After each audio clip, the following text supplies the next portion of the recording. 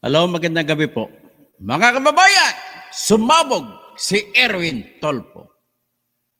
At ito naman ngayon, ito yung inyong paborito, pinakamatapang at pinakatotoo at pinakamatalinong vlogger sa Pilipinas.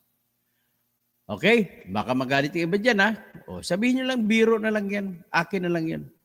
So anyway, ang bago po ating pag-usapan sa ngayon ay ang i-deliver po sa inyo ni Dr. Engineer Toto Bonyog Kausing ang isang karugtong bagong development sa istorya sa buhay na makulay na buhay ni Erwin Tolpo. Ang title ng ating istorya sa ngayon ay Sumabog si Erwin Tolpo. TNT lang ang pinaliwanag patungkol sa kanyang problema sa ngayon na may kinalaman sa kanyang pagtatakbo sa pagkasenador. Hindi siya nagkwento kung paano niya nakuha ang passport. Hindi siya nagkwento kung paano niya nahagilap yung birth certificate ng tinatawag ng tao na si Erich Sylvester Tolpo. Yan po. Pero bago lahat, nais ko munang batiin kayo lahat. Si Papa Doms, Doming Ligario, dyan sa Tanawan. Si Jelly Robles, maayong gabi, engineer, watching from Singapore. Tapos si Maria Javier, Marhay na Banggi, po senador from Bicol. Tapos si Carlos Salas, good evening po. Si Helen Lee, good evening. Tapos si nauna sa lahat, si Jigger Yarte, magandang gabi. So ngayon, habang nag-aantay tayo ng mga paparating, siguro ano muna tayo. Magsalita muna tayo ng mga joke. Okay? Okay, mag-joke muna tayo habang wala pang ibang nag-aantay tayo ng mga iba pang mga subscribers na papasok, mag-joke muna tayo. Sige, ang joke natin sa ngayon ay ganito. May tanong, anong isda ang mahilig magsulat? Anong sagot? Hindi, fish. Yung tawa naman kayo dyan. Tapos, sunod na tanong, anong isda ang hindi basa? Tuyo. Number 3, anong tawag sa palaman na isda? Jellyfish. Anong hayop naman ang napuputol? Cat. Anong hayop ang sumasabog? Pagong. Hanggang dyan lang muna siguro. Baka marami na tayong audience. Magsisimula na tayo. Okay? At magbati muna ako, no? Galing kay si LB Tumaob, no?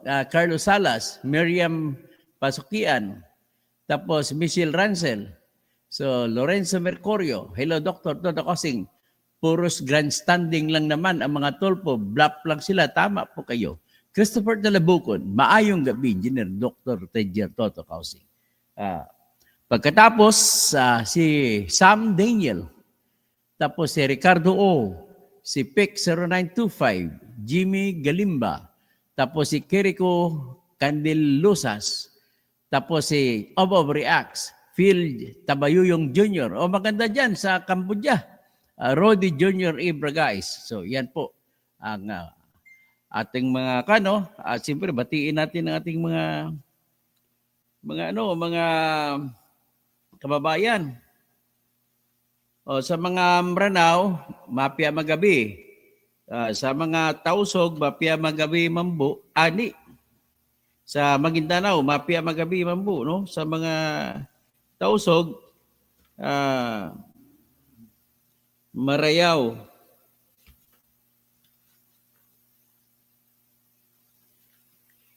Marayaw Dom sa mga Tausog. Sa mga Kabalen ko, Mayap Apingi. Sa mga Pangasinense, Maabigilabi. Sa mga kapsat ko, Naimbag Yarbi. Tapos sa German, hindi mo na sa mga Japanese, mga Pilipino na andyan sa Japan, kung banwa, mga German nandyan sa German, ay mga Pilipino nandyan sa Germany, siguro umaga ngayon, Guten Morgen. So sa Hawaii, siguro umaga ngayon siguro sa Hawaii, so aloha yaki-yaka, yaka-yaka. Okay, sa mga kababayan natin mga Ibanag, mapya nga gabi. O, sa mga Ibaloy, mapting nga idabi. Sa mga Kankani, gabi sa ilabi. Okay? Sa mga sa French, umaga siguro dyan, bonjour. Sa Italian, umaga siguro dyan, buongiorno. O mga taga-Netherlands, o nabawi sa Itawis, napya nga gabi. Okay, so simula na tayo. Marami-rami na, no? Okay, ito po ang ating topic sa ngayon. Gusto ko po, you take it slowly, listen up, para makuha po natin ang issue po sa ngayon. Bago ko i-play ito. Number 1, ano ba talaga ang totoo? Number 1, talaga bang, ang tanong lamang dito kasi ay kung talagang US citizen si Erwin Tulfo. Bakit yan ang ating number 1 na importante na topic? Sapagkat po, ay dito lamang po ang nakasalalay ang buhay ng kanyang kandidatura na pwede siyang ma-disqualify at kung ma-disqualify, wala na siya. So ibig sabihin, anong kinalaman na pagiging TNT niya sa disqualification? Kasi ang number 1 po, lumilitaw sa ngayon na pinakamalakas na ebidensya laban sa kanya ay hindi siya Pilipino. Hanggang sa ngayon, hindi siya Filipino. So, ang kanyang paliwanag po ay isang paliwanag na nakabase po sa emosyon. May halong kasinungalingan. Ang pagsabog niya ay panay kasinungalingan sa totoo lang. So, binira niya ang 3 vlogger. Ako, hindi niya ko binira. Ibig sabihin, baliwala ako sa kanya. Ay Mr. Marlon Pecson, monitoring from Chicago, USA. Kaibigan ko yan. Kumusta na lang kay Ma'am Lloyda Lewis, Nicholas Lewis.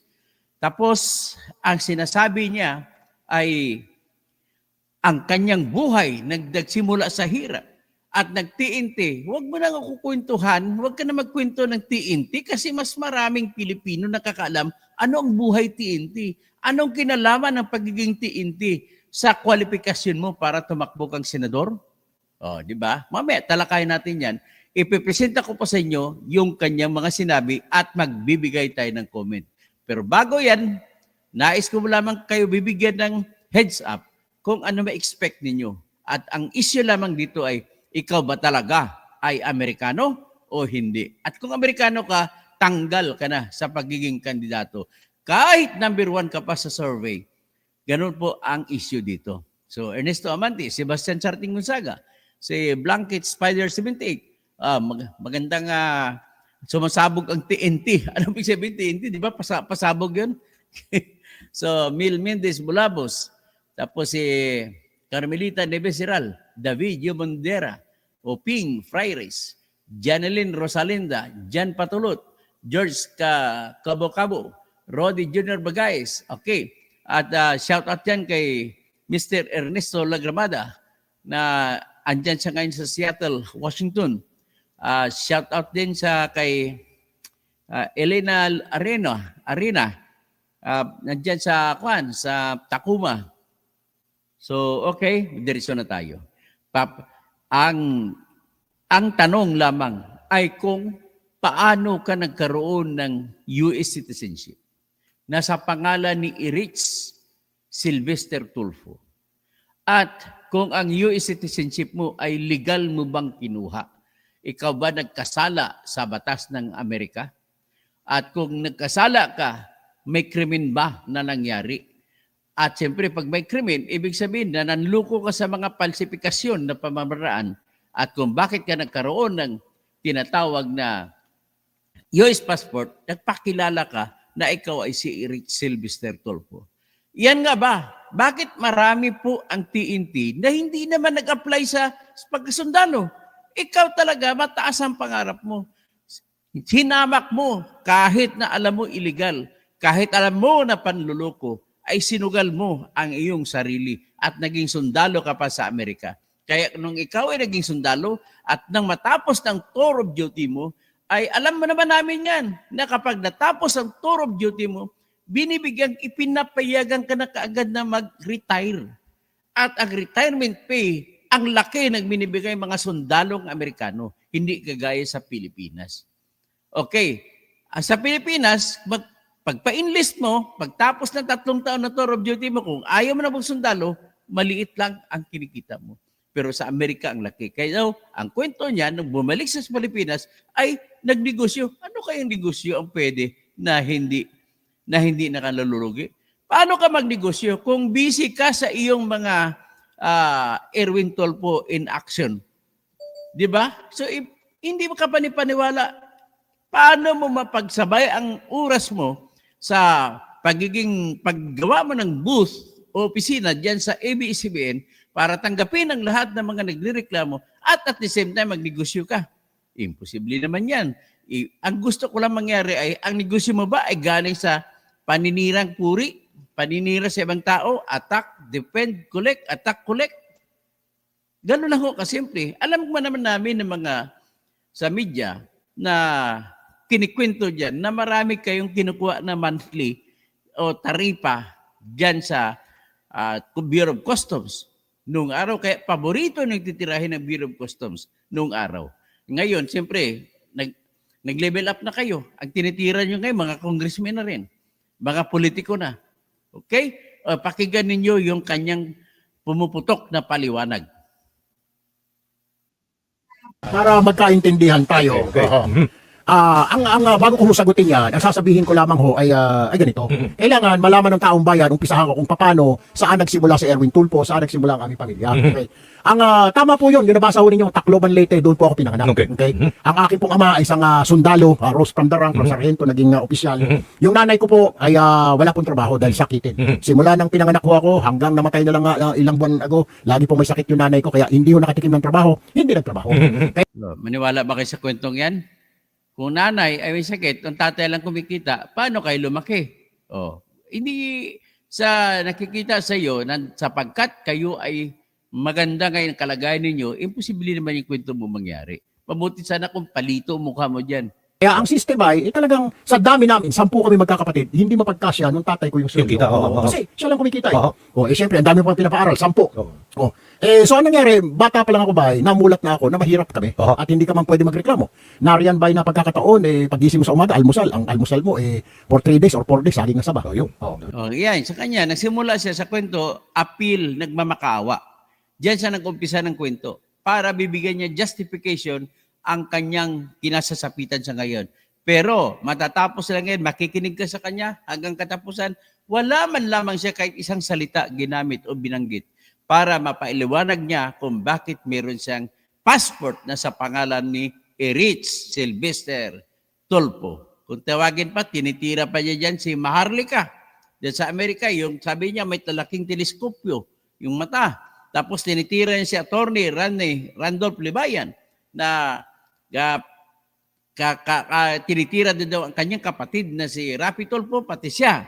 At pa yung isa pang tinitira niya ay si Jason Sa, isang dating broadcaster na nakulong. So iyan ang mga tinitira. Ako hindi na tinitira, bali wala ako sa mata niya. So anyway, pakinggan natin. Tapos may araw naman, ang ulam naman ninyo, nilagang kamote, lalagyan ng kondensada para may lasa. Ilan ba kayo magkakapatid? 10. Kapsiyam ako. Si Kuya Ramon, yung pinakapanganay, tapos may sumunod na lalaki, 2 babae, tapos si Tolben, pang-5, merong isa pa si Bong, merong Joseph, si Rapi, pang-8. Okay. Sinundan ko si Tol Rapi, ako, tapos may bunso kaming babae. So 10 kami.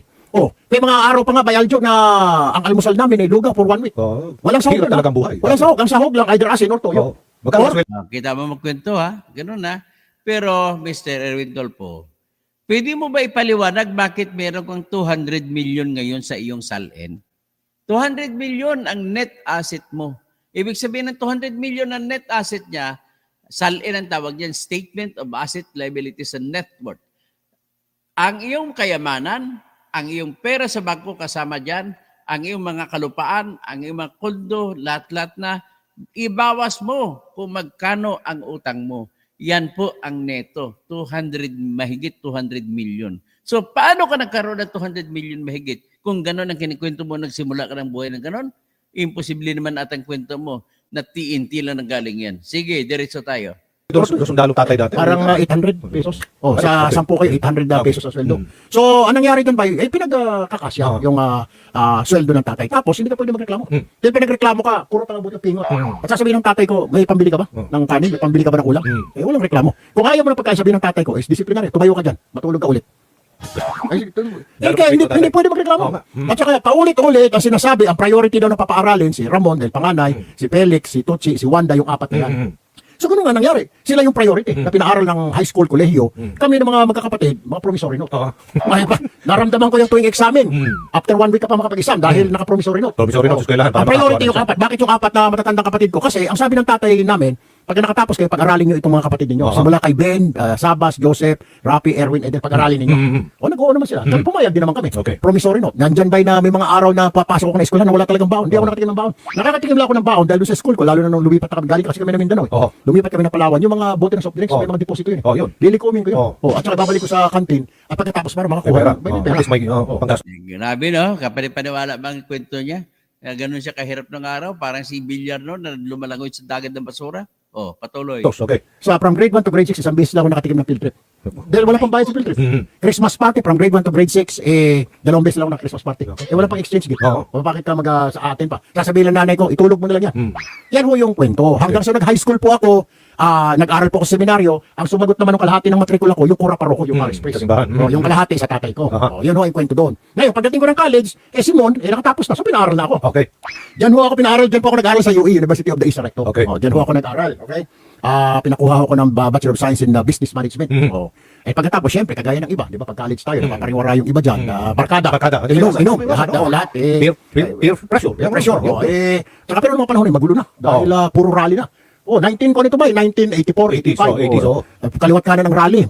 Kaliwat ka ng ambush ng NPA. Maraming problema noon. Yung gobyerno, kalaban yung MNLF, MILF, NPA. Tapos dito sa Maynila, kaliwat ka na ng rally ng mga makakaliwa, etc. So, napakagulo. Anyway, nabarkada tayo. Ang nangyari pa, ang pinakamasaklap, nabuntis ko yung kaklase ko. Yun. Yung Siyempre, girlfriend mo. nabuntis ko yun. So, ang nangyari ngayon, kailangan kong tumigil. Teka muna, yung kinikwento niya may rally, may ambush. Sa panahon ng tatay ni Bongbong Marcos yan. Sa panahon na marami ang mga nagde-demonstrate laban sa kanya. Panahon niya ng mga third quarter storm. Pero mga barkada ko sabihin, palaglag mo na lang yan yung bata para walang problema. Marami naman tayong mga kasama dyan, pinalaglag. Yung iba naman, umuwi ka nga sa Palawan, takbuhan mo na lang yan, wala nang magagawa yan. Dahil yung girlfriend ko, taga Pampanga. Bilang Kristiyano, bilang Katoliko, bilang seminarista dati, pinanindigan ko. Pero ang problema ba, siyempre, hindi naman ako makahingi araw-araw ng sustento kay Mon. Sabi ni Mon, gumawa ka ng kagaguhan, ngayon, panindigan mo yan. Kaya gumawa ka ng paraan. Tumigil ako sa pag-aaral, nagtrabaho ako sa dyaryo. Yung ang pahayag ng Malaya. Kaya pala utak sa Malaya. Doon, yung trabaho. Pero napakalit na sweldo pa noon. Seryoso parang 120 ang isang linggo. So 480 ang isang buwan. Paano mo pakainin yung nanay? Tapos wala ka pang pa-check up. Kaya pinanganak na ho yung panganay ko na si Francis doon sa hospital sa Pampanga. Inutang ko pa yung pambayad. 1,200. Na-incubator pa yung bata. Dahil kulang sa check up yung nanay. Saka hindi pa uso yung mga health center. Wala pa dati. Kailangan talaga pumunta ka sa hospital. Wala naman akong pambayad. Hindi ko rin alam, lalaki yung anak ko. Hindi rin pwede magpa-ultrasound. Wala pang-ultrasound. So nung pinanganak na, anong nangyari? Nangutang muna ako sa mga kasamahan ko reporter. Yung kasamahan ko si Ray Briones. Pahiram sa akin yan. Tapos yung boss ko doon sa Malaya, si Noni Pelayo. Pahiram din ako. Kaya nakabuo ako 1-2, yun ang pinalabas ko sa bata sa ospital. Pero talagang hindi kaya ba sa sobrang liit ng sweldo. Napakahaba na yun ang utang namin. Yung anak ko, pauso na yung diaper. Hindi nakatikim yung anak ko pakanin ng diaper. Lampin. Kasi wala pang diaper noong araw. yung nanay ko po ay wala pong trabaho dahil sakitin. Simula nang pinanganak ko ako hanggang namatay na lang ilang buwan ago, lagi po may sakit yung nanay ko kaya hindi ho nakatikim ng trabaho, hindi nagtrabaho. Kaya ang system ay talagang sa dami namin, 10 kami magkakapatid, hindi mapagkasya nung tatay ko yung sweldo. Kasi siya lang kumikita eh. Siyempre, ang dami pa pinapaaral, 10. So anong nangyari, bata pa lang ako ba, namulat na ako na mahirap kami at hindi ka man pwede magreklamo. Nariyan ba na pagkakataon, pagising mo sa umaga, almusal, ang almusal mo for 3 days or 4 days, saging na saba. Tapos may araw naman, ang ulam naman ninyo, nilagang kamote, lalagyan ng kondensada para may lasa. Ilan ba kayo magkakapatid? 10. Pangsiyam ako.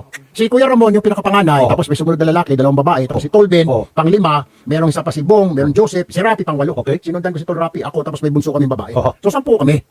May mga araw pa nga, Bayaljo, na ang almusal namin ay lugaw for 1 week.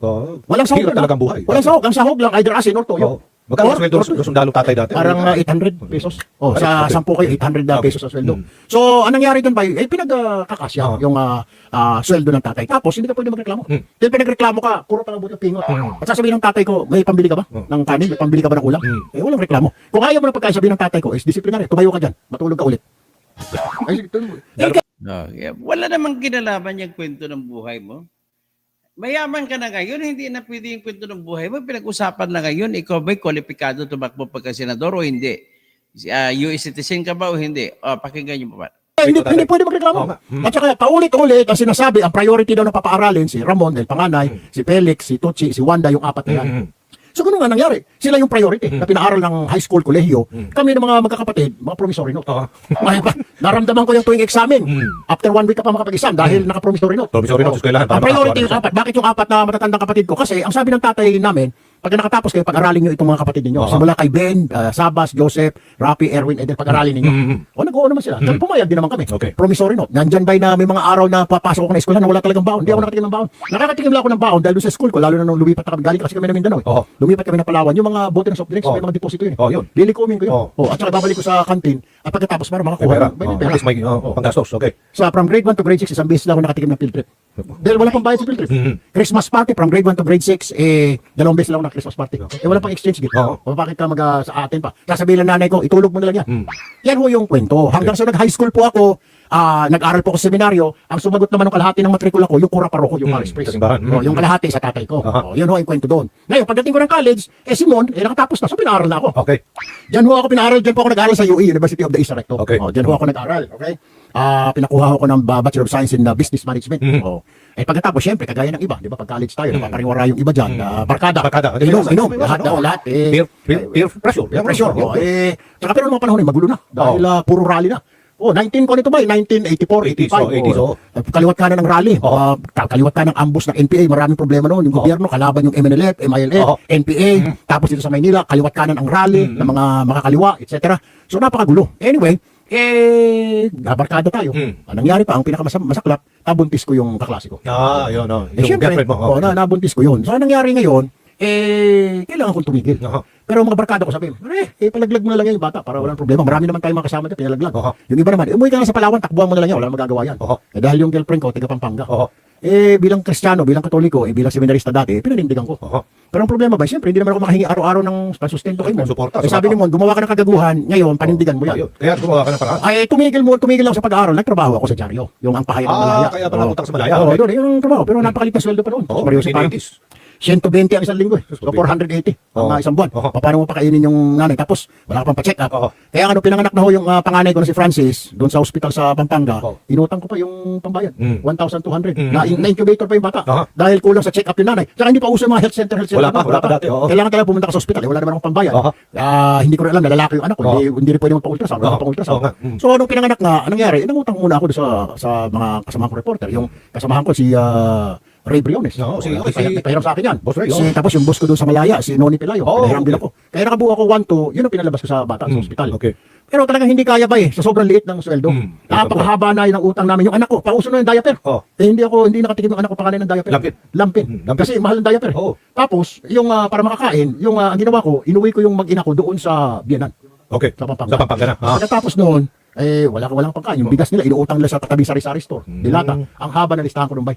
Parang, mahirap talagang buhay. umuwi ako doon pag weekend, pag Friday night. Pag nakikita ko ng may-ari, Erwin, kailangan magbabayad. Naranasan ko yun. Kaya ang ginagawa ko, either aalis ako ng madaling araw bago siya magbukas para hindi ako masingil. At uuwi ako pag sarado na. Minsan pag abutot bukas pa, sabi ko, anak, may nagiinuman. Aantayin ko yun. Erwin! Tatago mo na aantayin ko. Pag nagsara na, tsaka ako tatay. Tapos pag binayaran mo, 100. 100 lang ito, 2,500 yung utang mo. Paano ka nalang makakabayad? So, Ang hirap ng buhay talaga pala dati. mahirap tapos wala yung gagawin mo. Naisipan ko pumunta ng Saudi kasi dati Saudi ka pa ba? ang tawag doon sa OFW, Overseas Contract Worker, OCW dati. Umila ako diyan sa POEA kasi sabi nila yun ang uso eh. Narinig ko pupunta ng Saudi, mga seaman, mga galing sa Saudi, mga di alahas, naninilaw yung kamay, mga kwintas, kabibigat. Nakalabas pa. Mga naka-jacket ng Levi's na mga kwan. Naninilaw. Levi's yung jacket, Levi's pantalon. Tapos yung sapatos Adidas. Tapos yung mga relo naglalakihan. Sabi ko, wow. Sabi nung nanay ng anak ko ng girlfriend ko, ba't di kayo mag-Saudi? Umila ako dyan sa POEA. Sinubukan mo. Nakalagay engineer, architect, mason, pintor, karpintero, electrician. Wala nakalagay reporter. So ano naman ba yan mo? Wala. Wala. Okay. Eh, hindi ka, wala kang skill eh. Okay. Eh, yung skill ko lang magsulat eh. Oo. So sabi ko pala, walang mangyayari, problema. Oh. Tapos yung binubungangaan ka ng kapitbahay mo dahil yung utang. utang, haba na. Oy, 3 mil na ito Oo. Hindi naman may puhunan ako rito, Erwin. Sabi, wala kang magagawa. So ang ginawa ko ho, kinausap ko ho yung tiyuhin tsahin ko sa Amerika. Sabi ko, Okay. kapatid ng tatay ko. Sabi ko, auntie, baka pwedeng makapunta ako sa Amerika. O sige, punta ka rito. Sabi nga nun, basta hindi ka mamili. Sabi ko, auntie, pwede mo ba ako petition? Ay, sabi niya, iho, matagal yan. Matagal, oo, pagpamangkin. Oo. Pamangkin. Ay, nandun na rin isang kuya ko, si Okay. Joseph. Oo. Dahil nakapangasawa ng May kapatid, matagal din. Amerikano. Matagal din. Oo, 10 taon niya. Mahigit. Eh kung inantay ko yun, Oh. baka ngayon pala ako paalis. Oh, yun na nga. Kung ngayon inantay ko yung petisyon ng tiyahin ko, noong 1985, baka ngayon pala ako paalis, kaya pala ako Totoo yan. abroad. Kasi may mga kaibigan ako, 25 years bago na petisyonan. Oh. Kapatid, ha? Oh. Sa Amerika. Okay. Kaya nga, okay, pagpatuloy ko yung istorya, di Okay. ganito nga nangyari. Oh. So, pumunta ako sa US Embassy. Okay. Nag-apply ako as turista, Okay. tourist visa. Aha. Ito na po yung kwento, makinig ko kayo ha, yung mga vlogger, Oh. yung mga kung ano-ano mga basher at nagtutroll.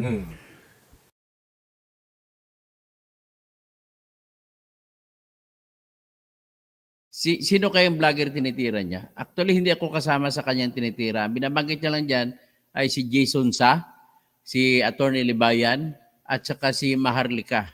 Yan, pakinggan natin. Umalis po ako ng Pilipinas para mag-TNT po ako sa Amerika, tago ng tago. Ibig sabihin, undocumented po ako, undocumented alien, undocumented OCW. Kaya So ito na ngayon ang kanyang defense, TNT Defense. Pakinggan natin ang TNT Defense yan na walang kinalaman sa issue kung paano mo kinuha ang US citizenship at bakit ka may US passport at kung may US passport ka, paano na ngayon sabihin na hindi ka na Amerikano? Sige. nga minsan ba, yung mga OFW na nahuhuli dyan sa immigration, hindi pinapayagan ng immigration lumabas dahil alam na mag-TNT sila. Naawa ako doon, Baladyo. I mean, naramdaman ko rin kasi yun. Na pupunta lang sila sa abroad, siyempre ayaw ng gobyerno natin sila mapahamak, pero sila gusto nila mag-abroad para makapagtrabaho. Yung mga yan ang mga pinapauwi, hinaharang sa immigration. Ang plano lang ho niyan ay makatulong sa pamilya. Hindi naman magwawalang hiyayan dyan sa ibang bansa. Pupunta ho sila doon para kumita, may padala sa kanilang pamilya. Ganon din po yung thinking ko nung ako ho umalis noong 1986 dito sa Pilipinas, nag-TNT po ako roon. Okay. Yun ho yung umpisa ng kwento na yan. Ngayon ba, pag TNT ka, abay, gagawa ka lang lahat ng diskarte. Paraan. Gagawa ka lang lahat ng paraan para matanggap ka sa trabaho. Tama. Hahandan dyan yung hahanapan ka ng employer. Do you have a social security? Do you have a driver license? Lahat. Eh, pag wala ka, no, paano? Usong-uso po doon at marami po kami noong 1986 na TNT po roon. May mga mabibilhan po ng gano'n, ng mga driver license, social security, birth certificate.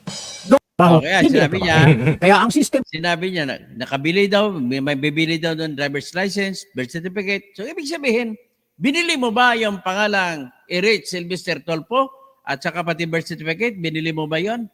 Oh, yan. talagang sa dami namin, 10 kami magkakapatid, hindi mapagkasya nung tatay ko yung sweldo. Yung kita, oo. Kasi siya lang kumikita eh. Oo. Siyempre, ang dami pang pinapaaral, 10. Oo. So anong nangyari, bata pa lang ako ba, namulat na ako na mahirap kami Oo. at hindi ka man pwede magreklamo. Nariyan ba na pagkakataon, pagising mo sa umaga, almusal. Ang almusal mo, for 3 days or 4 days, saging na saba. Yun. Pagkatapos, Yan ba? basta hindi ka mamili. Sabi ko, yan, pwede mo ba ako petition? Okay. Nag-apply ako as turista, Okay. tourist visa. Ito na po yung kwento, makinig ko kayo ha, yung mga vlogger, yung mga kung ano-ano mga basher at nagtutroll. Umalis po ako ng Pilipinas para mag-TNT po ako sa Amerika, tago ng tago. Ibig sabihin, undocumented po ako, undocumented alien, undocumented OCW. Kaya nga minsan ba, yung mga OFW na nahuhuli dyan sa immigration, hindi pinapayagan ng immigration lumabas dahil alam na mag-TNT sila. Naawa ako doon, Baladyo.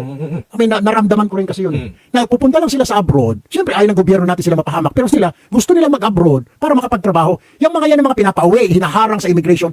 Ang plano lang ho niyan ay makatulong sa pamilya. Hindi naman magwawalang hiyayan dyan sa ibang bansa. Pupunta ho sila doon para kumita, may padala sa kanilang pamilya. Ganon din po yung thinking ko nung ako ho umalis noong 1986 dito sa Pilipinas, nag-TNT po ako roon. Okay. Yun ho yung umpisa ng kwento na yan.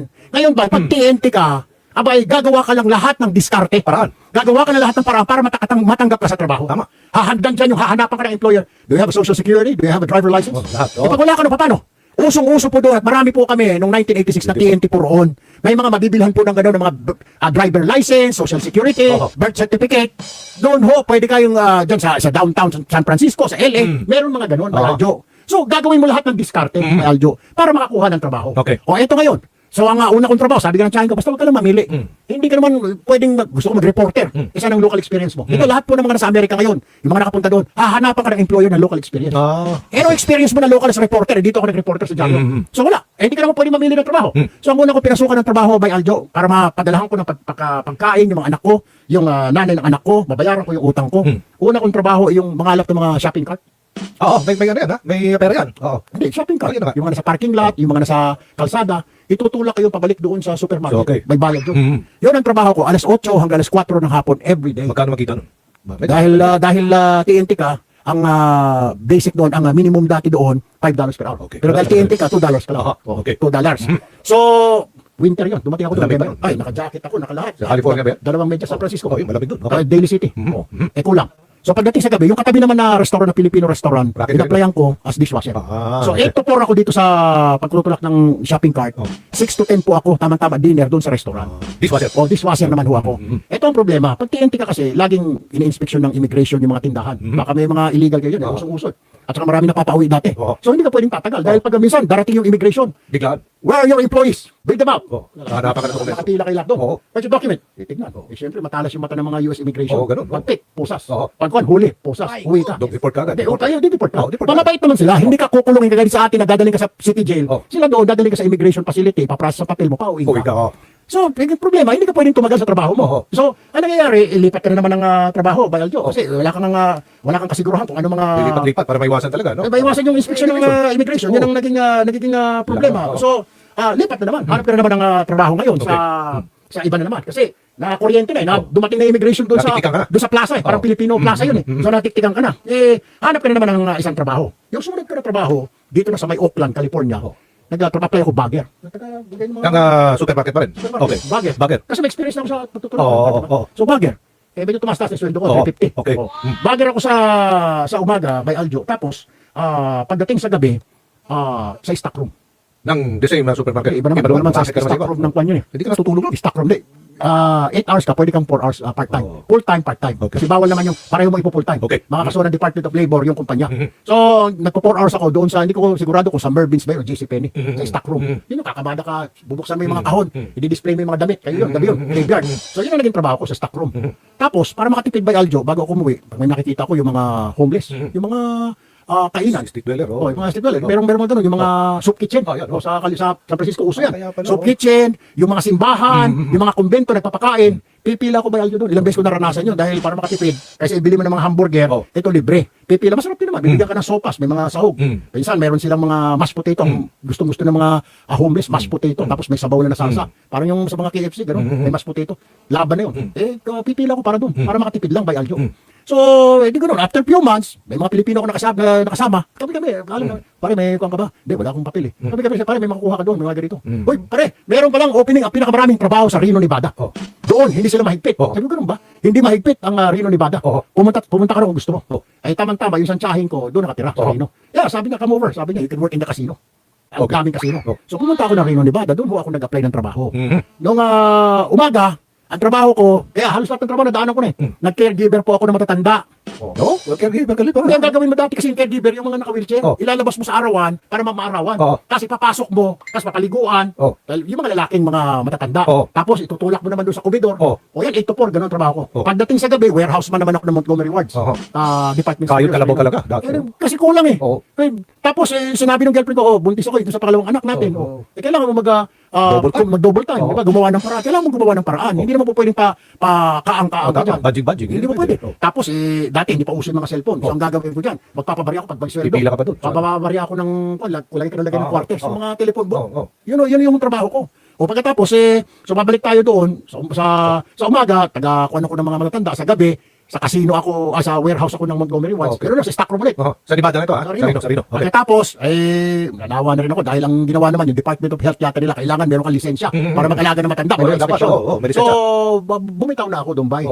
Bumitaw na ako. Ang ginawa ko, nag-apply na lang ako as janitor sa casino. Okay. Sa Eldorado Casino. Ito, nakaka-relate po siguro yung mga Pilipino ho dyan ngayon sa Eldorado? Amerika. Sa Eldorado po ako, naging janitor po ako dyan. Kami yung taga-vacuum na madaling araw. Bina-vacuum dahil wala pa mga customer masyado. Pati mga gaming table, sinashampo yan. Bayaljo. Yung mga elevator, yung mga salamin, pinupunasan mo. Yan po yung sweldo ko ho dyan. Yan ho yung trabaho ko. So, dyan ako medyo tumagal sa casino. Tapos naging sa warehouse ako ng Montgomery Wards. Vacuum cleaner. Pagkatapos yan, pumasok na ho ako. Assistant mechanic. Pero before pa that, naging watchman din ho ako. Yung parang Halos security lahat na guard. pinasok mo, ah. Parang security guard by Aljo, pero unarmed. Kasi dalawang klase security guard po sa May baril. US. Yung armed, medyo mahal yun. Oh. Yung unarmed, eh, dala mo ng flashlight. Flashlight lang. Akala ko ba? Babantay mo, napakalaking bodega. Oo. O may fence lang. Oo. Pag may magnanakaw, tatawag ka, tatakbo ka sa opisina, tapos telepono na Oo, naman. kasi wala pang cellphone natin. There's a robbery going on. Yeah. Walang cellphone. Sobrang lamig. Oo. Dahil nakatayo ka lang sa parang guardhouse, may heater. Sus, maliit. oo, lamig Sa doon. Reno, Oo. nag-negative Oo. O di, Lamig doon. Wala, 2 buwan lang. So, Hindi kaya. hindi na kaya. So, ang ginawa ko na by Aljo, Oo. ang nangyari ho dyan, nag-apply na naman ako as a assistant mechanic, pagkatapos driver sa US military base. Yun na. So yan ho yung mga trabaho ko, okay?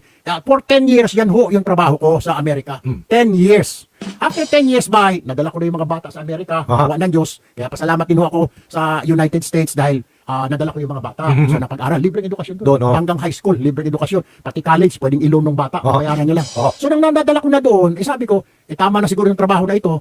Sabi ko, doon naman ako sa Pilipinas. Aha. Pumayag naman yung nanay ng anak ko. Sige, sabi ko, papasyal-pasyal lang ako dito. Doon ako sa Pilipinas, sabi ko. So ito na nga, kaya nga ako nabalik din sa Pilipinas. Nagtrabaho na po ako. Una ko trabaho dito sa ABS-CBN. Okay. Reporter. Nag-aabot na tayo doon, no? Nag-aabot Oo, tayo sa doon. ABS-CBN. Tapos kung naalala mo, di ba, pinahawak pa sa akin ng Hoy Gising, yung Aha. public service program. Aha. Dahil si Manong Ted Pailon, nag-congressman. Aha. So ako nag-take over. Unfortunately, bumababa na yung rating ng Hoy Gising, pinasara. Oh. Ang nangyari tuloy, dahil nakita ko ng tao sa mga coverage, ako nilalapitan, hiningan ng tulong. Erwin Tulfo, Oh. may sakit yung anak ko, Erwin Tulfo, yung asawa ko nakulong. Oh. Ang ginawa ko, nagtayo ako ng action center doon sa labas mismo ng ABS, Oh, oh. doon sa kanto ng Mother Ignacia. Ayan, at saka nakita sa ko rin yan. Riviera. Oo, yung mga doon sa- pumipila doon, marami. kaya nga, Oo.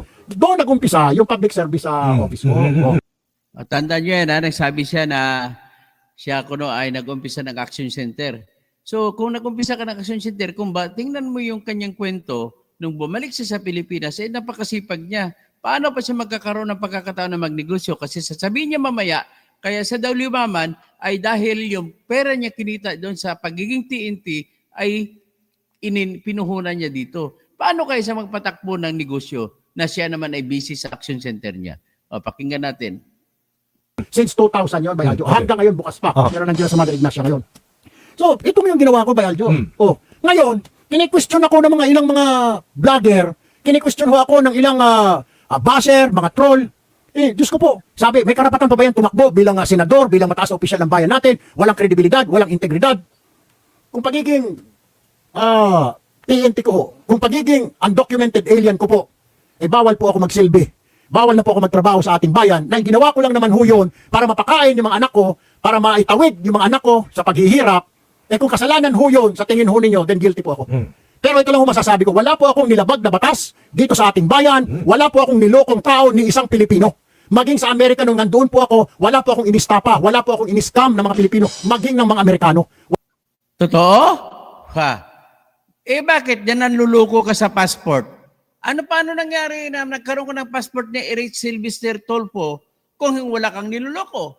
Ha? Pakisabi mo, pakikwento nga, paano ka nagkakaroon yan? Imposible naman kinikwento mo. Okay, pakinggan natin. Wala po akong niloko. Yung nire-remit ko ho na pera dito ay galing po sa pagod at pawis ko, Bayaljo. Yan ho ang totoo. Kaya hindi po ako nahihiya. Bakit mo tinago for 20 years? Hindi po ipinangangalandakan ng mga mga undocumented alien, ng mga TNT. Pero hindi ko rin ikinahihiya by Aljo na once upon a time nag-TNT ako. Na once upon a time illegal alien ako. Once upon a time nagtrabaho ako na undocumented. Iyon no. Yung ibang mga kababayan ho natin, karamihan ho si mga nakaka-relate. Hanggang ngayon, marami po tayong mga kababayan tayo na nag-OFW na walang papel, na tumatakbo sa Amerika. Mabuti nga ho kayo ngayon, swerte na. Meron na po marami ng bansa na pagpipilian, hindi lang Amerika. Meron pupunta ng Dubai, pupunta ng Thailand, ng Singapore, ng Hong Kong. Tapos inaharang dyan sa immigration. Pag tingin ng immigration officer, dududa sila na magtat-TNT lang. O hindi ko nasisisi yun, Baljo. Pumupunta lang yung mga yon para kumita, maghanap buhay. Hindi yung magwawalang hiya sa bansa na yon. Hindi yung sila magdadala ng kahihiyan sa bansa na yon. Pupunta sila doon para magtrabaho, para mapakain ang anak nila. I can relate by Aljo kasi isa ako na ganon. Na undocumented OFW. Kaya nga naintindihan ko yun. Yung mga pinapauwi, yung mga nahuhuli doon, pinapauwi. I feel them, I can feel them. Yung kanilang lungkot, sama na loob, wala ng trabaho. So dito, makikita mo ang kanyang nililay-out niya kanya sarili na nagkaroon siya ng depensa na siya lang lamang daw ay biktima ng sirkumstansya ng kanyang kahirapan at siya ay nagiging TNT at para may justify niya kung bakit meron siyang passport. Pero ang layo matatapos lamang ito, pakinggan nyo, hanggat sa katapusan ng dulo ng kanyang paliwanag, wala kang maririnig kung paano siya nagkakaroon ng passport, ng US passport. Yun lang ho yun. Sasabihin nyo, walang credibility na itong tao na ito, wala ng integridad. Paano magiging walang integridad? So, kung ang isang dating TNT, isang dating nagtrabaho na walang papel sa abroad, Ay, pag umuwi dito, wala na pong integridad. Hindi na po siya pwede magsilbi sa bayan. You tell me. Bawal na ba yun? Hindi ka na pwede magsilbi. Wala naman ako Tama, wala ka ng integridad kasi paano ka mabubuhay kung TNT ka kung hindi ka gagamit ng mga kasinungalingan, pag hindi ka magdidiskarte. Sigurado kailangan mag-cleverness. Kapag sinasabi ang isang tao ay clever, yan ay mapagsamantala. Kasi ang tao nagiging clever ay gumagawa ng diskarte na hindi siya mahuhuli. At ang tinitingnan niya, ang espasyo, kung hindi ba siya mahuli, kaya sinasamantala mo, kaya ang mga taong clever kagaya mo ay talagang mapagsamantala. nilabag na batas doon. Ibig sabihin, hindi po ako nag-scam ng mga Pilipino-Amerikano, hindi po ako nagnakaw doon, hindi po ako nagnakaw sa gobyerno ng Amerika. Ang ginawa ko lang po ay magtrabaho. Lalong wala po akong kaso rito. Wala po akong kaso na isa din sa O kahit sabihin natin hindi ka nagnakaw sa Amerika, sa mga Pilipino, pero ninakaw mo na rin ang mga Pilipino rito, ang kanilang mga lahat na lang dito ka nagnakaw. Nung naging politiko ka, nagnakaw ka na. At kahit hindi ka pa politiko, kahit ikaw pa ay jarista pa, yung mga AC/DC po na style, pinag-iisipan na namin yan na ikaw ay may koleksyon dito, koleksyon doon, kaya ka tumitira. Ganun lang mo simple.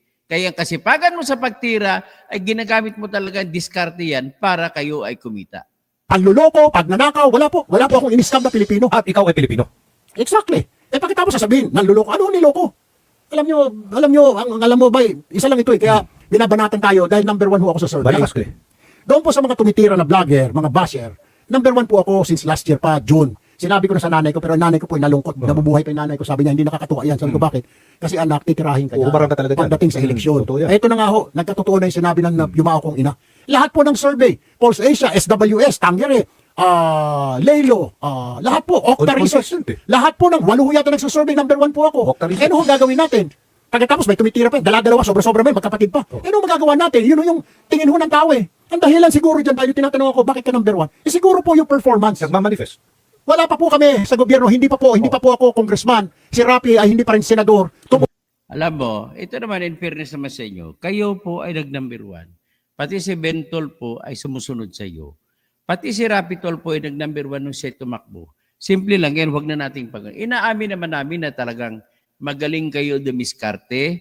Yung sinasabi niya, Tulfo brand of justice na mabilis ang pagbigay tulong, ay diyan kayo po sumikat. Pero aminin mo rin, Mr. Tulfo, na sa katotohanan ng buhay, namimili kayo ng taong tulungan na yung mga kaso ay talagang sasabihin na natin na pwede niyong mapaglaruan para kayo ay sisikat.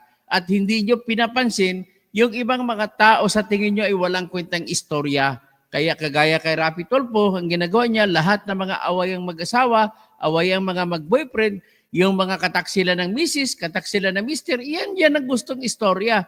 Ikaw naman, ganon din ang diskarte mo, namimili ka rin ng istorya. Yung ibang mga diskarte ng mga istorya, mga problema ay hindi nyo pinapansin. Ganon lang kasimple lang yan. Sino ba kayo? Isa ka lang. Kaya mo bang atendihin ang lahat ng lumalapit sa iyo? Dahil sikat kayo, sigurado ako, isang araw lang mahigit 1,000 pumupunta sa inyo dyan. Sa kakayahan ng isang tao, mahirap po niya asikay. Ako bilang abogado mataas na po yung 20 katao na kaya kong asikasuhin. Ikaw, 1,000 ba? Kaya mo ba? Tutulong na po kami. Yun. Naikukumpara po kami sa ilang mga opisyal politiko ng mga kababayan natin. Lumapit po kami kay ganun, sir. Wala pong binigay. Oh. Ang binigay, pampalibing. Nagbigay lang po ng 100. Yun. Lumapit po kami kay ganun. Ang binigay po ay 50 pesos, pampalibing. Kaya dito po kami lumalapit. Hindi pa po kami dyan, mga opisyal ng gobyerno. Lahat po kami kay Ramon, kay Ben, kay Rapi, ako. Nakita ho siguro ng mga tao. Siguro ang tao na ho nagsabi, ilagay kaya natin ito mga ito sa gobyerno. Testingan ho natin. Siguro naman kay Sen Rapi, hindi naman ho kami napahiya. Tingnan nyo naman ho, tuloy-tuloy yung paglapit sa kanya pagtulong. Ganon din ho ako. So, ibig sabihin, dito na natin nakikita, sinasamantala nila ang pagkakataon na ang mga tao mababaw ang isip. Ang sukatan na ngayon sa pagiging magaling na tao at magiging magaling na politiko ay kung ikaw ay maibibigay na ayuda sa bawat tao. So kaya nakakalungkot talaga sa ngayon. Nakita mo everywhere, lahat ng politiko. Ito lang, binuksan ko kanina ang Facebook. Tinignan ko yung page ni Vice Governor Karen Agapay na Vice Governor ng Laguna na tatakbong gobernador ay puro ayuda rin ang sistema. binuksan ko yung page ni Dan Fernandez, tatakbo rin gobernador, kalabanin si Karen Agapay, ay puro din ayuda, tsaka puro rapol naman ang kanyang style. Pumunta rin ako sa page ni Sol Aragones at tatakbo rin gobernador. Ganon din po, kaya wala ka makita na isang politiko na talagang brilliant, na may plano sa buhay para sa tunay na kinabukasan ng bawat mamamayan. Wala ka na makita. Kaya ito po yung kanyang brand of service. Brand of service, ang nakakalungkot, sinusukat na lamang ngayon ang lahat ng pagiging magaling na politiko sa pamimigay ng ayuda. Kaya pinag-isipan ninyong tinatag na akap. Pinagbabastos ninyong bayan. Ito naman si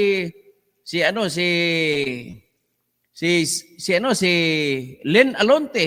Aba, ginagamit ng todo ang akap. Andon mga tarpaulin. Nakakahiya. Araw-araw ho, dito sa Madrid Ignacia, may mga tao ho dyan, humihingi ho ng tulong. Hindi ho namin tinatanggihan. We are different from other politicians because we walk the talk. Hindi rhetorics. Ginagawa po namin kung ano sinabi namin, ginagawa po namin. Huwag niyo ho kaming gayahin sa iba dyan. Mamaya na, bukas na yan. Sige nga, magbigay ka ng example, isang halimbawa. Ano ba yung walk na talk mo? Ano ba isang issue? Panay ka ng generalization ng ginagawa mo eh.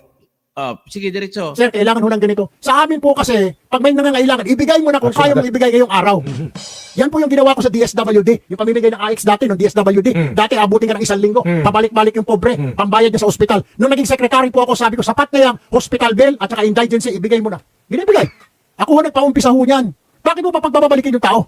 Ngayon, kaya nga, nauso din po yung sinasabing tool for justice. Pag meron po lumapit sa amin, hindi na po kami mag-atubili. Sasamahan namin yung tao na yun kung sino ang nirereklamo niya. Haharapin namin, kukomprontahin na. O di, palakpakan, mabilis pala kayo, Tulfo Brand of Justice. Okay. Amen. O siguro, kasi pag pumunta sa pulis, pumunta sa korte, Wala mangyari. napakahaba. Kami ho, diretso. Siguro, hindi ho kaya, because of that, dahil nakakita sila ng tulong, ayuda dyan mismo, ora mismo na ayuda, from Ramon, from Ben, from Rapi, from myself, siguro nakikita ho nila. Tapos ngayon, sasabihin ho ninyo, ng loko, ng linlang. Ano ho ng linlang? What did I do? What did we do? May ginawa ho ba kami masama? Nagnakaw ho ba kami? Did we steal from the government? Yes, you stole. Did we cheat? Did we scam? Inistapa ba namin yung mga kababayan natin? Hindi po. The money that Yes, the fact that you were convicted of libel for counts is an evidence, the biggest evidence that you are fooling around, that you are making use of fake news in order to earn money. At ang purpose naman kung bakit nyo tinitira si Attorney Carlos Dingso ay gusto nyo lang siyang pagkapirahan. Gusto niyang extort sa kanya. Di ba?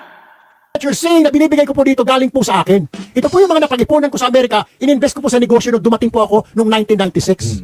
Aber nga, magkano inipon mo galing sa Amerika, bakit hindi mo ni-report? Naging official ka ng bayan at kung totoo ang lahat ng sinasabi mo, Erwin, simple lang yan. May salin ka, di i-publish mo, mayroon ka namang Facebook page, ilagay mo doon ang salin mo at mali, hindi lang yung salin. Dapat ilagay pang listahan ng mga property at magbigay ka pa ng paliwanag kung paano mo nakuha ang bawat property. Bawat bahay, bawat sasakyan, at ang mga bank accounts mo, paano nagkaroon ng gano'n, saan ka, anong bang negosyo mo na kinikwento mo, ano ba yan, ipakita mo para malaman naman natin na hindi kami magdududa sa iyo, para mapagkatiwalaan ka kasi na binibigay mo yung sarili at pinapapili mo mamamayan, sabi mo, mamamayan ang pumili. Kung ano man ang kaso ko, mamamayan na ang bahala mamimili, ang magdesisyon. Ganun sinasabi mo. Income po ito. I have a business. Ayan po yan. Oh. Yung iba po na pinamimigay ho namin, itong hawak-hawak ko po ito, galing po ito sa mga sponsor. Oh. Asan ang business mo? Tolis business? Panulisan? Oh, yan, may hawak kang pera. Sabi mo, galing sa sponsor. Ibig sabihin, kumakana ka rin sa mga sponsor mo. Yung iba, binubulsa mo. Yung iba, binibigay mo. Hindi ba? Ganon na yan? Hindi ko po binubulsa. Oh. Dahil ang turo po sa magulang namin, yung ibibigay mo na, ibabalik ng Diyos 10 times more. Kaya yung ito ho, mga bayad ng sponsor, ibinibigay ko ho sa taong bayan. Now, what's wrong with that? Sasabihin nyo, manluloko, manlilinlang, mga sinungaling. Ano kasi sinungalingan ho doon? Di ho ba? Yung ilan nga ho dyan, ilang vlogger ho dyan. Salita na salita, tira ng tira sa gobyerno, lalo na po yung isa dyan sa Amerika na babae. Nakapakasawa siguro ng mayaman na afam. Napakaswerte mo, Ining. Bira ng bira. Napakaswerte mo, mamahalin pa yung mga antipara mo. Oh, Diyos ko po. Dapat magpasalamat ka na sa Panginoon Diyos na mayaman ang afam mo. Hindi ka Ang binibira niya si Maharlika. Galit na galit si Maharlika. Narinig kong counter ni Maharlika. kailangang magbanat ng buto. Dagdag ka ng dagdag, comment ka ng comment, mga pulburonic, mga ahas na puti. Why don't you come home? Tama. Why don't you come home and Suggest. help this country? Tama. Kung talagang may malasakit ka sa bayan mo, umuwi ka rito, ibenta mo or i-donate mo yung kayamanan mo na galing sa apa mo na Amerikano, ibigay mo sa mga mahihirap dito. Kasi nagko-complain Palasyos yung argumento mo, Irwin. Hindi ganun yun. Saan ka makakita na sukatan bakit pauwiin mo si Maharlika? Freedom niya yan. Pero pinakita ni Maharlika ang kanyang Sendwave na pagpadala 107,000 $107,000 na. Ibig sabihin mahigit 5 milyon na ang naitulong ni Maharlika sa mamamayan. Ikaw, kung ano na mga pinagsasabi mo. Oh, ka eh. Di ba? Bakit hindi ka umuwi dito? And then you do the fight, you do the battle. Ay, hindi niya magawa yan. Takot yan sa Pilipinas pag gumawa ng Kasi comment siya ng comment. Or ma'am, Sa Amerika baka po pwede ma'am sa 2020, ikaw kaya tumakbo na pagkapangulo. Ikaw na lang kaya. kasi kinakasuhan naman ni Lisa Aranita na amo mo, tsaka ni Romualdez, tsaka ni Elizaldico na bata mo, at tsaka ni Mel Cadiz Robles na bata mo rin. Oh. You run as President of the Republic. Okay, Speaker. Or yung isa yung or Corneg, gusto niyo ho tumakbo kay senador or congressman, kayo ho mag-speaker. Yung isa naman ho dyan na dating TV personality sa Davao na may kasong istapa. Oh. Sir, kung gusto mong makatulong, tumigil At tinutukoy niya yan si Jason Sa. ka na lang ho, imbis na mag-criticize ka, dapat constructive criticism. And you know that. Pag nagbumanat ka, dapat meron kang Evidence. opinion or idea na ito ang dapat gawin. Hindi yung tira ng tira. Kasi alam niyo ho ba yan, itong mga vlogger na ito, vlogger din ho ako. The more na marami kang, lalo na itong mga kulokoy na ito, na fake news, pinabasa po ng mga tao yung fake news. Mas gusto ng mga tao yung mga chismis. Oh, sabi niya, itong mga vlogger, gaganti ako. Oh, mag-ingat kayo, Mr. Jason Sa. Mag-ingat ka, Atty. Rani Libayan. Mag-ingat ka, Maharlika. Maghiganti daw si Erwin Tulfo. Mataas po yung kanilang viewership. At pag mataas ang viewership mo ba ay Monetize yan. monetize, maraming pera. Ito po yung sa Amerika na babae na nakasalamin na malaki na parang teleskopyo. Ewan ko ba kayo. Dang libong dolyar po ang kinikita niya. Anong basos ng beda? Ano mo yung follower sa Facebook? O yung isa naman na nakalaya sa kulungan dahil sa istapa, yung TV personality, kumikita rin siguro na malaki, dahil maraming views pero kahit na fake news. O meron pa dyan, yung abogado, tira ng tira, tinitira yung kuya ko, pato, tinitira. Attorney, bakit hindi mo nalang tulungan yung biyanan mo dyan sa Cordillera? Mag-open ka kaya ng opisina mo na pro bono, na libre. Dahil marami po tayong mga kababayan dito sa labas sa opisina ko, humihingi ng tulong, ng legal advice, wala po mapuntahan. Bakit hindi po yung iba, galing pa po sa Cordillera, bakit hindi po ninyo tulungan? Kasi hindi na rin po kaya ng PAW natin, ng Public Attorney Office, na tulungan sa dami po niyan. Bakit hindi po kayo mag-volunteer? Mapagkunwari ka talaga. Alam, hindi mo kaya. Bakit mo insturbuhin ang hanap buhay ni Atty. Rani Libayan? Saka unang-una, Bagyo ang base ni Atty. Rani Libayan. Papamasayin mo siya, mag-drive siya sa kotse niya, papunta sa Maynila para lang tumulong sa iyo. Ano ka ba? Hilo? Hindi ka nga abogado, bakit mo tanggapin na ganung problema? Di ba? Ano bang tulong may bibigay mo? Kung hindi ka abogado, hindi ka pwede pumasok sa Senado kasi hindi mo po alam ang batas. Kailangan ang isang tao kung gumawa ng batas ay alam niya kung paano ang legalidad sa batas at alam niya kung paano makagiging magaling ito at makakatulong sa bayan. Meron ka ba niyang Meron ka ba niyang mga talento niya ganon? Sa tingin ko wala, Mr. Tulfo. Hindi madadala ng experience mo, karanasan ng iyong pagiging TNT. Oh, sige, hanggang ngayon, ang mga kwento niya, hindi pa siya nagkwento tungkol sa US passport. Sige, pakinggan natin. Kaysa daldal kayo ng daldal dyan, hindi na kayo nakatulong. What I am telling, ladies and gentlemen, telling these people, kayo ho na nakikinig, nasa sa inyo po yung pagpasya. Hindi ko pa ipaubaya sa ilang vlogger, hindi ko pa ipaubaya sa mga bayarang basher, mga troll, ang desisyon kung kailangan ba magsilbi ng isang senador na galing po sa pagtitiinti. Yan. Na galing po na dati po undocumented alien, na illegal ika nga OFW. Pero ipaubaya ko po ito sa sambayanan. Because ang sambayanan po at the end of the day will decide sa Mayo, sa darating po na Mayo. Ngayon, kung sasabihin ng COMELEC, Erwin, ayaw namin, so be it. Ngayon, pagdating sa meeting, hindi na po ba tayo makapagantay? Ilang buwan na lang, January, February, March, April, May, 4 na buwan na lang po. Kung ayaw niyo sa mga Tulfo, di wag huli niyo iboto sa Erwin Tulfo, wag niyo iboto sa Ben Tulfo. Iboto niyo yung dyan yung mga magagaling dyan. Yung mga veterano na dyan. Yung mga galing sa Congress ngayon, magsisenador. Yung mga matatanda na dyan. Oh, banat ng banat, wala nang ginawa kundi tumira. Pero pagkatapos pa ng eleksyon, do you hear them? Oh, kita mo, tinira pa yung mga tumatakbong senador. Alam mo sino tinira dyan? Si Bong Revilla, si Lito Lapid, tinitira niya dyan si Pia Cayetano, tinitira niya dyan si mga, sino pang iba? Si Camille Villar, siyempre dating congressman din dyan. Sino pang ibang mga tinitira? Si Tito Soto, tinitira niya rin si Kiko Pangilinan, tinitira niya si Bam Aquino, mga dati na ako, bakit ano pabalik? Ay, naku po. Okay, pakinggan pa ulit. Oh, nakakatulong ba? Huwag na ho tayo maglokohan. Eh, niloloko lang ho ninyo ang taong bayan. Magaling lang kayo pag mag-eleksyon. Labas ng pera, tulong dito, tulong doon. Putragis. Pardon my French bye. Okay lang yan po. Pero, yun ho, nakakasama ng loob eh. Samantala ho kami, trabaho ng trabaho, at marami din naman dyan mga mambabatas. Matapos ang eleksyon, tulong ng tulong. Hindi lang ko napapublicize. Pero yung ilan dyan, banat ng banat, anak ng baka. Tapos ito mga vlogger rito, bakit hindi ninyo banatan yung ilan dyan? Na mga corrupt talaga. Na hindi nila alam kung saan nila dinala yung budget nila. Bakit hindi po yun ang tanongin ho ninyo? Bakit ho ako? Sasabihin nyo ngayon, walang kredibilidad? Marami. Ngayon, tanong, sabi mo, babanatan, sinasuggest mo sa mga vlogger na banatan kung sino mga congressman, kung saan nila dinadala budget nila. Pwede ba magbigay ka ng ebidensya? Ako na bahala magbanat yan, sagot ko na yan. Pero ang katotohanan po ay ikaw, congressman ka na rin. Saan mo ba dinadala ang iyong pork barrel, Mr. Irwin Tolpo? O sagutin mo. Kami ho dyan na walang kredibilidad. Ano sinabi mo? Pag sinabi nyo walang kredibilidad, wala na ho. Huwag na ho tayo magboto ng senador, huwag na tayo magboto ng congressman, huwag na ho tayo magboto. Kaya kung kredibilidad man lang. Maraming ako lang dyan na tumatakbo, may kasong kriminal. Saus. Oh, Ang dami. Sus Mariose. Nagdakaw talaga na pera eh. Para matapos na ho ang lahat na ito, wala ho akong ginawang masama. O, sino ba may kaso dyan tumatakbo? Si Philip sa Salvador. Sino ba ibang may kaso dyan? Si Kibuloy. Sino pa ibang may kaso dyan? Ha? Actually, si Lito Lapid may kaso pa sa Sandigan Bayan. O, si Bong Revilla, ay na-acquit na. Sino pang iba na tinutukoy mo dyan na may kaso? Nagtungo po ako sa Amerika para pakainin ang anak ko, pag-aralin. That's what I did. That's the only mistake that I did. Nag-TNT po ako. That's true. Lahat po ng diskarte ginawa ko na ho, bayan. Lahat naman siguro ng ama will do the same thing. To feed his family, to feed his children, to give better education to his family or children. Lahat po siguro na ama. Hindi lang po ako. Kahit po yung mga mayayaman dyan na nagrereklamo yung mga bata walang quality time. Because yung ama ninyo, yung mga nagreklamong bata dyan, working hard para mabigyan kayo ng magandang future. Ngayon po, doon sa mga kababayan ho natin, yung mga mahihirap, yung mga Tika mo muna magsalita ka. Bago ka magsalita ng ganon, na bilang isang ulirang ama, huwag ka nga magkwento na ikaw ay ulirang ama. Inamin mo na nga sa hearing, sa Commission on Appointments, na ikaw ay naka-apat na babae. At nagkaanak sa mga apat na babae na 10 anak. Tinitingnan lamang natin yan na yan ang totoo. Pero sa totoo lang, marami ka pang inanakan ng mga babae at marami ka pang mga anak. Kaya huwag ka magkwento patungkol sa mga ganon. Kasi unang-una, hindi ka ulirang ama. Okay? rider, tricycle driver, jeepney driver, CQ, janitor. Saludo po ako sa inyo. Why? Kasi po kayo ang lumalaban sa hamon ng buhay araw-araw. And I salute you. Once upon a time, I was like that. Katulad niyo po ako dati noon. Ang problema lang, noong panahon hunayin, kahit anong laban mo sa buhay, walang patutunguhan. Because you do not have the chance. Because you do not have the opportunity.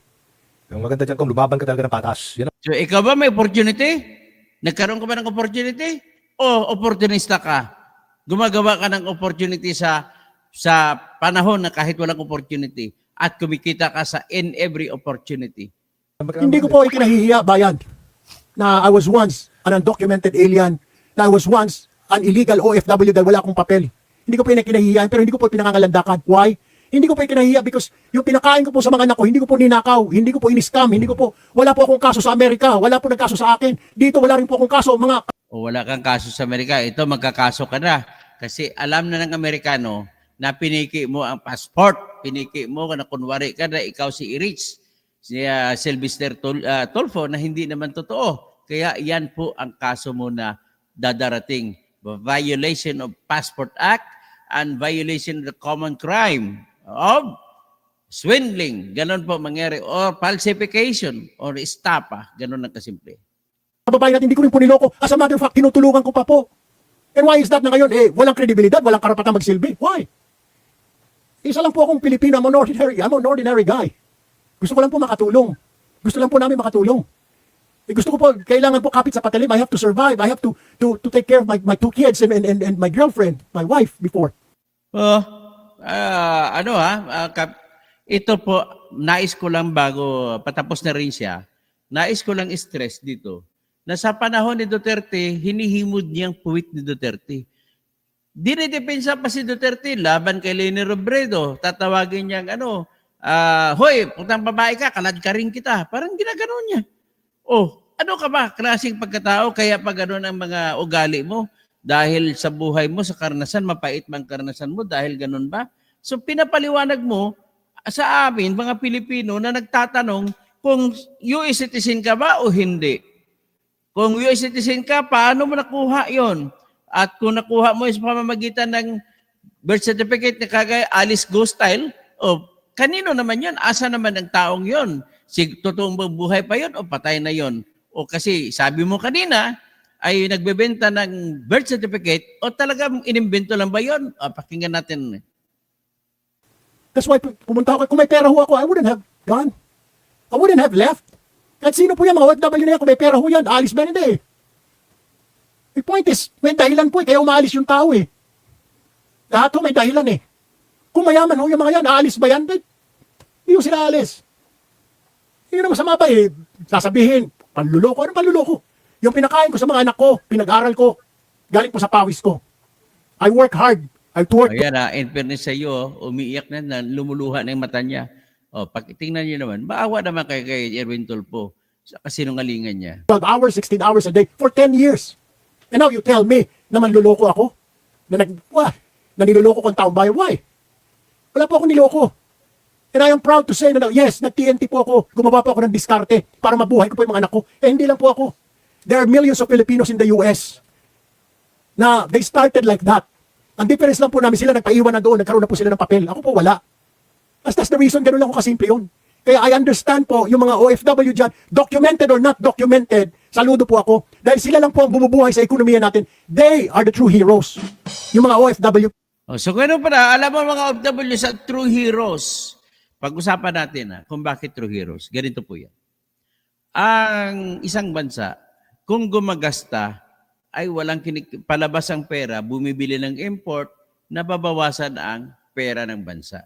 Pero kung may OFW sa labas, nagpapadala naman pera pabalik sa bansa, sila po ang bumubuhay sa ekonomiya dahil sa perang binibigay nila. Na ginagawa naman ng ating mga kurakot na mga opisyal ay binibili naman sa import. Import ng bigas doon, import na, tapos dadalhin dito, maniobrahin ang presyo ng bigas para kumita kayo ng gusto. Kagaya kay Martin Araneta, na kapatid ni Lisa Araneta, na ang kanyang kasosyo dyan ay si Jack ba? Yan, patuloy pakinig. Po na ito. Kaya mo po kailangan pasalamatan po natin. Kaya po, nakalutang tayo ekonomiya natin. Pauwiin mo lahat yan. Hindi na magre-remit yan. Wala ho tayong pera. That is because of the OFW. Pati po yung mga iilan ng mga nagti-TNT. Yung mga Alam mo pala bakit nyo isinasayang inuubos sa ayuda ang pera na pinadala ng OFW? Sige nga, paliwanag nyo. illegal na OFW, they are the ones. Yan lang ang masasabi ko. And I leave that sa mga botante. Kung gusto po ninyo ng isang Erwin Tulfo na dating TNT, na dating undocumented OFW sa Senado, nasa kamay po ninyo. Kung ayaw naman ho ninyo, nasa inyo rin. Kung ayaw po ninyo, 2 Tulfo, 3 Tulfo sa Senado, we will leave that to you. The voting public, kayo po yun. But we will never ever leave it to the decision of the few bloggers and paid bashers at mga troll. Dahil hindi po sila... Huwag ka naman magsabi, wala po akong bayad. Walang binabayad sa akin. Vlogger lang ako. At ang pagka-vlogging ko ay base po sa katotohanan. Ang objective ko po ay para makatulong sa mga mamamayan na mabuksan ng isip para makapagkaroon ng magandang desisyon, matalinong desisyon sa panahon ng eleksyon at pag-isipan nila kung iboboto kanila o hindi. Ganon ho kasimple. O patapos na tayo, kikita mo, ang totoong issue dyan, Erwin, hindi mo iniwasan mo, kaya ikaw, ang lahat mo ng tao na umiiwas sa issue ay ang tao na sinungaling. Yan po ang indikasyon ng kasinungalingan na lagi ko yan ginagamit na taktika kapag ako'y mag-cross-examination nung ako'y abogado pa sa loob ng korte. Ang mga tunay na botante. Yung isa dyan, daldal ng daldal, makakaboto ka ba? Ang sarap ng buhay mo dyan sa Amerika. Yan lang ho masasabi ko, ladies and gentlemen. Baby, yan ho yung totoo eh. From the very start, hindi po kami mayaman. Mahirap po kami. Nakatikim na lamang ko kami ng gandang buhay. Ito po, dekada 90, sinuwerte. At yan po isang dahilan kung bakit taon-taon nagnanasareno ako. Because I thank God. It's not the government who was able to help me. It was God. Ginagamit pang black rasa rin sa iyong kahungkagan, kagaguhan. Huwag mo sabihin sa amin na banal ka. Banal na magnanakaw. Sige. It was the Nazareno who helped me, kaya maswerte po ako. Yan po ang totoo, yan po ang totoo. It was the Nazareno who helped me. Anungin mo po yan, nagpapasalamat lahat yung mga milyon-milyon. Isa po ako doon every year. Hoy, walang maniniwala na ang Nazareno, kahit hindi sila Katoliko, walang naniniwala na ang Nazareno ay nagtutulong sa magnanakaw. at sa mga pagsamantala. Okay?